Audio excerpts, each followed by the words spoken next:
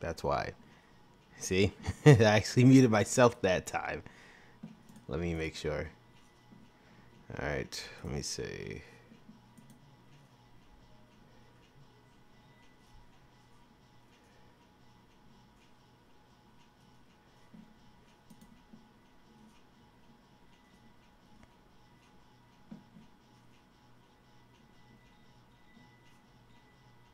There you go. I was waiting for the playback. Sorry about that, guys, and sorry again. Welcome, everyone, to the World Wrestling Podcast. I'm your host, Crater, and today, as always, we talk about everything that happened in the world of professional wrestling, mainly WWE. But if more wrestling news come about that's important, and I feel as though it's important, I will talk about it. Today, we'll be covering NXT, NXT UK, and 205 Live. 3 freaking shows in one, which is why it's taken me so long to do my review on it at this time. I know it's kind of late, but that's what the replay is for. You can watch it on demand anytime on my channel, my review of NXT, NXT UK, and 205 Live, as well as Raw, SmackDown, anything that's related to wrestling. I will probably cover it, mainly WWE, but I will probably cover it. So there you go, guys. So that being said, let's get right started for NXT UK. Now, before we get to NXT UK, if you haven't noticed, actually we are getting NXT UK, but I was going to point out something that, I probably you guys already noticed. For NXT UK, for some strange reason, they've been airing 2 episodes a week. Now, you probably ask yourself, or if you even care to, you probably was wondering just why they're airing 2 episodes a week. It's not unlike them to just be trying to quickly go through content that they have. They usually try to save as much as possible. That's why NXT is taped a month in advance. They could burn through that footage before they had to film a new set of footage, gives them time and whatnot. Well, the main reason why that they're airing 2 episodes at once is due to the Evolution problem. Now, you guys remember the Evolution pay-per-view was the all-women's exclusive pay-per-view, where it was all women's, and the original plan was every single women's title would be on the line. The Raw women's title, the SmackDown women's title, the NXT title, and the NXT UK title. However, this is the perfect textbook example of the main roster people not paying attention to what's happening in developmental, because I don't think they realize that the NXT UK women's title, is currently held by Rhea Ripley. That actual episode has never aired yet. So because of that, Rhea Ripley unfortunately could not be a part of the Evolution pay-per-view. Now, granted, she was actually there and she actually did compete in the dark match, which, whether it was televised or not, I have no idea. But Rhea Ripley was there and she defended her title against Dakota Kai, which she won and retained her title. But because of the fact that the NXT winning celebration Rhea Ripley did not air yet on NXT UK, chronologically, the event never happened. So then you would have Rhea Ripley, and nobody would have never known unless you read the spoilers like 2 months ago that she is the NXT Women's Champion. So that's the reason why they're doing 2 episodes a week, so they can quickly burn through the footage that they have, and they can finally show off that Rhea Ripley is Women's Champion. They can do much more stuff. I expect them to do the same thing up until they do the NXT tag team titles, UK tag team titles, so they can just do 1 episode a week and nothing matters anymore because they already have their set titles. Again, it's just one of those examples of main roster not paying attention at all to what the hell developmental's doing, and that's why Rhea Ripley was unfortunately screwed out of not showing up for Evolution. So, but that, I could be completely wrong, but that's how I took it, which is the main reason why they're doing 2 episodes a week. Otherwise, they wouldn't be doing 2 episodes. It's not usually WWE's thing to be burning through footage like that they work so hard to record.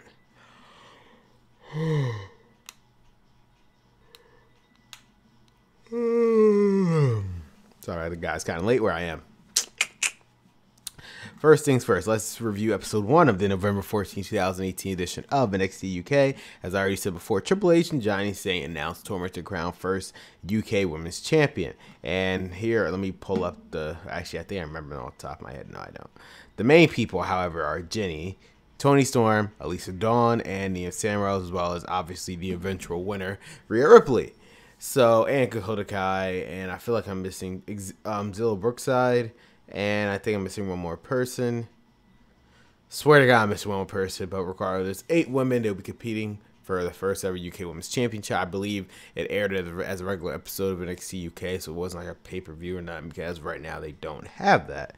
So there you go. The tournament should be interesting, even though we obviously know the end. Even though, I mean, that's how NXT works. Everything is always pre-taped except for the TakeOver events. But sometimes the way Triple H books stuff, his storytelling is so good that it doesn't matter if you already know the outcome. You have to see how the outcome came about. And that's, I guess, maybe that's Triple H's philosophy. I don't know. I could be putting words into his mouth. I don't personally know. But yeah, Rhea Ripley already know how she's a women's champion. But let's see how she got to that point. And we will know next week. I believe she'll be fighting Zilla Brookside based on the brackets that I remember correctly.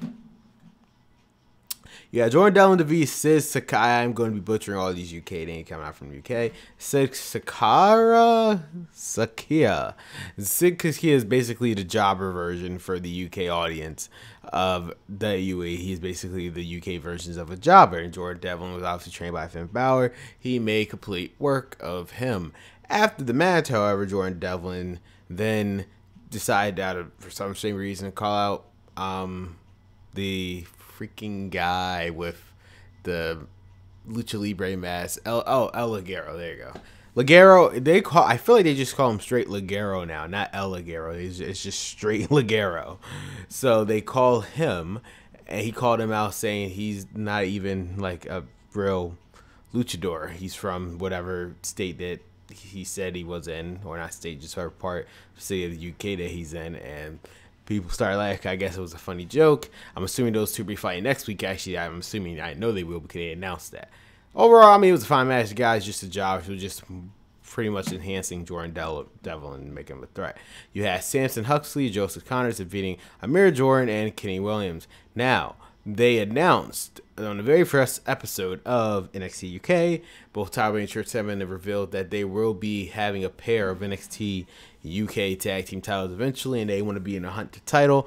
And kind of like what Niles McGuinness said, I'm assuming what it is that they're throwing people who are not doing anything as a tag team to see how things work. And it seems like for this night, Samson Huxley, Joseph Connors were victorious. However, Kenny Williams is actually, I feel like he's very talented. He was actually on 205 Live, and I've seen him before, and I've seen some of his work. So I don't think he really should be a tag team. I don't really know much of the Amir Jordan person, but for Kenny Williams, I think he probably is better off as a singles run. But the way the division is stacked with Pete Dunne, Zap Gibson, Trent Seven, Tyler Bate, Mark Andrews. Wolfgang's a part of a group now. He's probably going to be lost in the shuffle. Some people just going to be lost in the shuffle.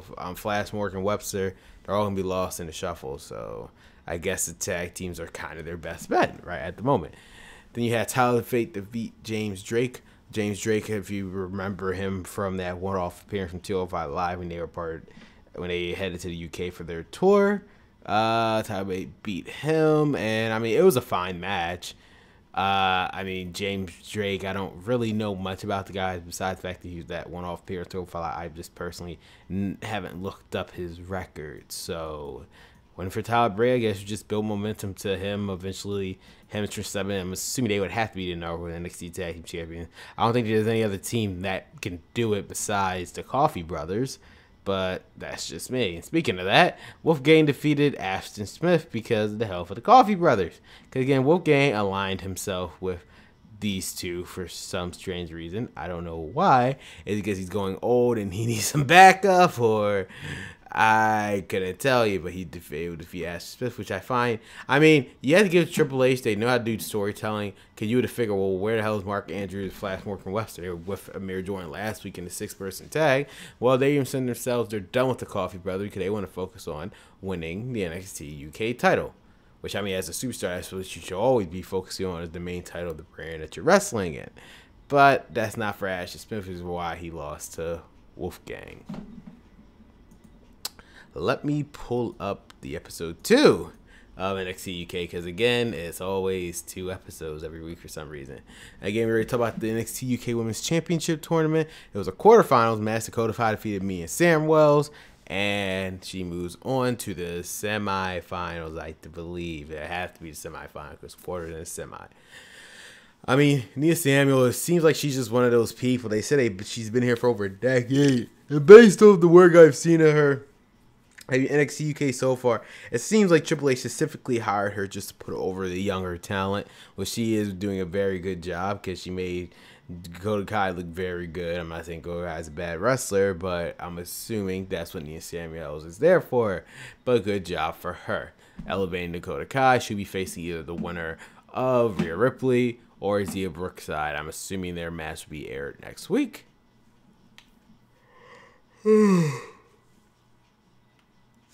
Then you had the NXT UK debut Tyson T-Bone. I'm assuming it was a local jobber. I've never seen him before. Tyson T-Bone, you guys remember him. He was a part of the first NXT. It wasn't called NXT UK. It was just United Kingdom Championship Tournament, the very first one. And I forgot who he faced. I could have swore it was Wolfgang in one of the matches. But regardless, he made his debut. He made quick work of him. He said he doesn't have bother any time here in NXT UK. And there's nobody's here that can beat him. And then out came the Bomber Dave Mastiff. And you gotta love the details Triple H does to certain superstars. So this Dave Mastiff guy, don't even know him besides outside NXT UK, but he's a very interesting character based on what I've seen. Even his entrance just stands out. Every time he stomps or makes like every other step, the camera shakes on purpose. And just those little details is what I like about stuff that Triple H does. So,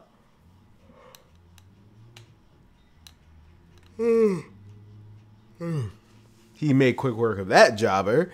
And with that, both Bomber Dave Mastiff and Tyson T-Bone had a stare down. Then you had your next match, which was Jenny defeated. That's her name was Millie McKinney, that 18-year-old woman. She won the match. Jenny, as I figured, because based off the brackets, they obviously won Jenny versus Toni Storm because that match can never do wrong. So, it's good to see Jenny make her NXT UK debut. Besides last week when she just attacked her actual in-ring debut was here tonight. So, good for her. Well, obviously, it doesn't matter at the end of the day. We already know Rhea Ripley won the title. But again, it's just the journey of getting to that point is what matters the most. Then you had the main event, Zach Gibson taking on Trent Seven. Now, let's talk about Zach Gibson for a second. I'm not from the UK, and if anybody who watches videos from the UK, please let me know. Why is this Zach Gibson guy getting better reactions than most of the people on the main roster in terms of being a heel? Like, what is so special? I've been looking at this for weeks now. What is so special about Zach Gibson that you guys hate him so much that no matter what he does or what he says, if you hate Zach Gibson's shoes off? That's all I hear. It's actually freaking hilarious. But regardless, it's just kind of weird.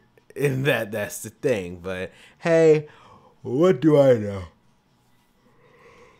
The reason why Zach Gibson won was because of James Drake, the guy who was just a one-off here 205 Live. He came in to help assist him. Tom Brady was ringside, so he's kind of pointless there and useless. Tyler Bate. Why? But, so with that, Zach Gibson would get a win over Trent Seven, the former NXT Tag Team Champion. And then afterwards, the freaking Coffee Brothers came out and attacked Tyler Bate and Trent Seven to end the show with them standing tall. Obviously, I'm assuming the final match for the NXT UK Tag Team titles, wherever they decide to debut, is going to be the Coffee Brothers taking on Mustache Mountain. I'm assuming PWB at ringside to make sure there's no outside interference from the other member of the Coffee Brothers, which will more than likely be Wolfgang. So that's NXT UK for you. Let's go over WWE 205 Live, my most favorite hour of wrestling.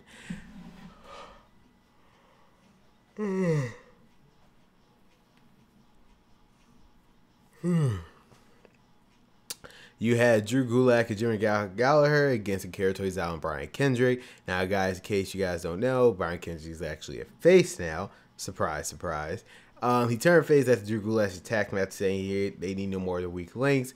Then he decided to help Akira Tozawa after he was getting beat up, and then Akira Tozawa returned to favor last week. So this included either this is the end of the feud or it's something else, leading to something else or hopefully bigger.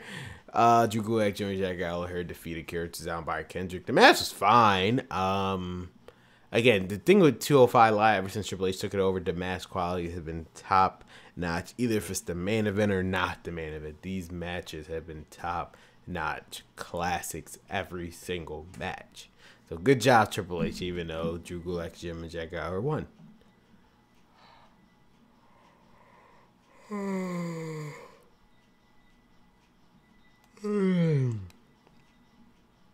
you had the Lucha House Party taking on two jobbers. That's not the real important thing. The real important thing is that Maria Kanellis was appeared on the screen.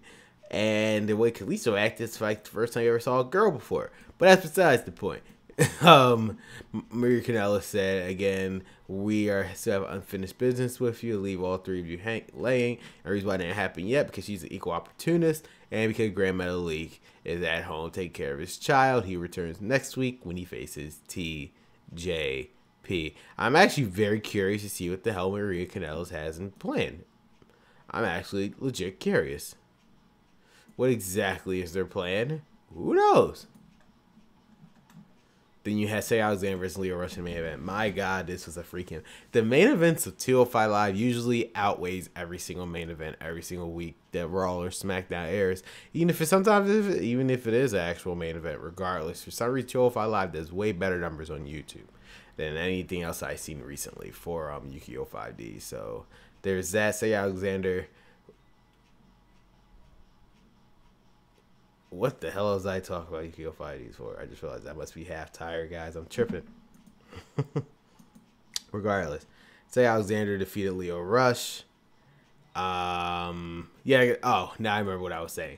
The main event of 205 Live is usually the best main events that they usually had to offer compared to Raw and SmackDown. That's what I was trying to say. And after any week of the night. That's what I was trying to say. No idea what the hell I was talking about before, though.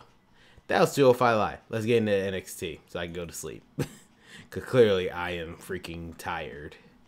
NXT, this was the final NXT for TakeOver War Games. And for TakeOver War Games, you're going to be having Tommaso Ciampa taking on Velveteen Dream, Johnny Gargano versus Aleister Black. You're going to have the 2 out of 3 falls match between Shayna Baszler and Kairi Sane. Then you have the War Games match. The Undisputed Era taking on Pete Dunne, Ricochet, and the War Raiders. In the very first match of the show, you had Bianca Belair taking on Mia Yim. They had a brief altercation last week, which is the reason why this is happening now. It was a good match, but Bianca Belair is clearly still over. I don't know if she's considered a heel or a babyface, to be perfectly honest with you. I have no idea which one it is. But regardless, she's completely over. She realistically, it's going to be an interesting scenario at the War Games. If Shayna Baszler is still the NXT Women's Champion, who is realistically next in line for the title? It has to be Bianca Belair. It literally has to be Bianca Belair. You could just say screw everything, put Io Shirai in there because she is technically a part of the NXT roster. You put Io Shirai in there, but she's yet to actually debut for NXT. So, with that being said, Bianca Belair is your best bet to be the next contender for Shayna Baszler, if she wins. If Kairi Sane wins, I'm expecting Io Shirai to come out and attack her because WWE likes heels now. So, and then you start a feud between Kairi Sane and Io Shirai while Shayna Baszler goes up to the main roster. I'm assuming Shayna Baszler is pretty much... She has to be done after TakeOver War Games. If she does successfully defend the title, she loses at TakeOver War Games, she has to be done. There is nothing else Shayna Baszler can do on NXT. That's just personally my opinion. You at least having defeat Jobber. I guess it should cut a promo about herself or whatever. I don't think important. And then you had the main event was Kyle O'Reilly taking on Hanson War Game Advantage match. It was actually a very good match. The funny part is I just love how they kept stressing the fact that the rest of the members of each of their respective teams are banned from ringside. Despite that, Adam Cole came out. So obviously that didn't matter at the end of the day. So with that being said, Kyle O'Reilly, he was able to defeat Hanson because with all that destruction and chaos happening outside of ring, referee was focused on that. He didn't see Kyle O'Reilly hit Hanson with the belt. 1, 2, 3. The Undisputed Era has the advantage over TakeOver War Games against Ricochet, Pete Dunne, the War Raiders. And that was pretty much NXT, guys. NXT War Games is this Saturday. So, guys, tune in on Friday. I'm going to be a lot more awake. I swear to God I am. For the prediction show of both Survivor Series and NXT TakeOver War Games, where I give my official predictions. If you want to be part of the conversation on that. Make sure to just be here live and just comment down below what your predictions are going to be for TakeOver War Games and Survivor Series. Also, on Saturday, it is going to be the NXT TakeOver War Games review, as well as on Sunday it's going to be Survivor Series review. So if you're a fan of my World Wrestling podcast, you can't get enough of it. This week is going to be something else for that. So besides that, guys, thank you guys for watching this brief episode of World Wrestling Podcast. I try to get through as quickly as possible without falling asleep because I am like dead tired. The second I cut this off, it's going straight to sleep. Otherwise, guys, it's Greater signing off. Catch you guys later. See ya.